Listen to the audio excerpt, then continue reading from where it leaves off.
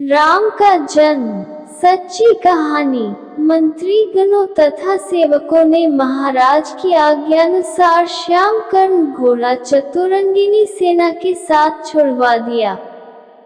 महाराज दशरथ ने देश देशांतर के मनस्वी, तपस्वी, विद्वान ऋषि मुनियों तथा वेदविज्ञ प्रकांड पंडितों को यज्ञ संपन्न कराने के लिए बुलावा भेज दिया। निश्चित समय आने पर समस्त अभ्यागतों के साथ महाराज दशरथ अपने गुरु वशिष्ठ जी तथा अपने परम मित्र देश के अधिपति लोकपाल के जामाता ऋग ऋषि को लेकर यज्ञ मंडप में पधारे।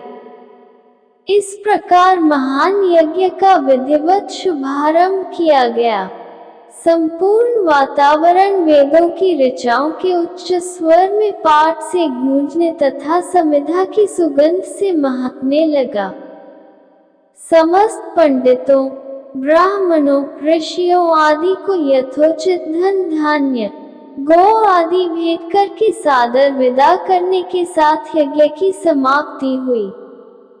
राजा दशरथ ने यज्ञ के प्रसाद चरा को अपने महल में ले जाकर अपनी तीनों रानियों में वितरित कर दिया।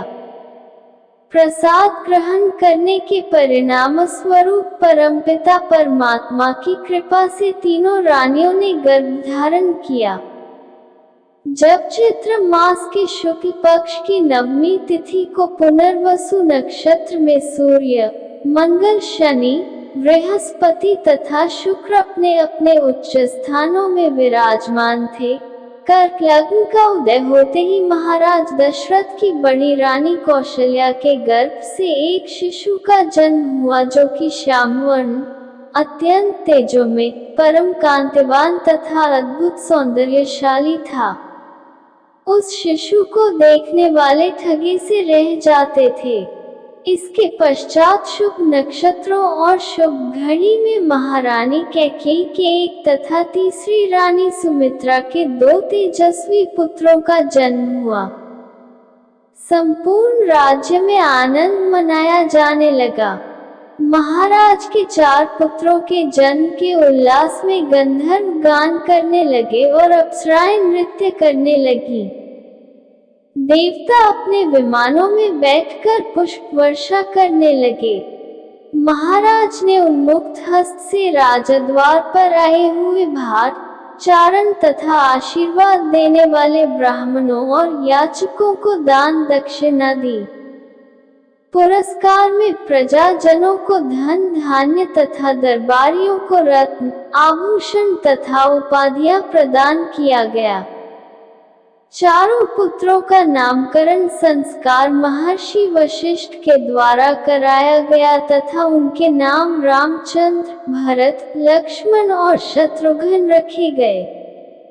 आयु बढ़ने के साथ ही साथ रामचंद्र गुणों में भी अपने भाइयों से आगे बढ़ने तथा प्रजा में अत्यंत लोकप्रिय होने लगे।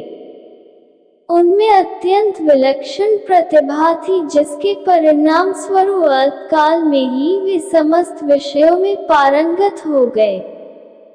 उन्हें सभी प्रकार के अस्त्र शस्त्रों को चलाने तथा हाथी, घोड़े एवं सभी प्रकार के वाहनों की सवारी में उन्हें असाधारण निपुणता प्राप्त हो गई।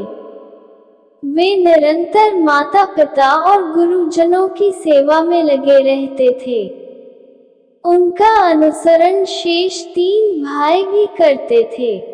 गुरुजनों के प्रति जितनी श्रद्धा भक्ति इन चारों भाइयों में थी, उतना ही उनमें परस्पर प्रेम और सौहार्द भी था।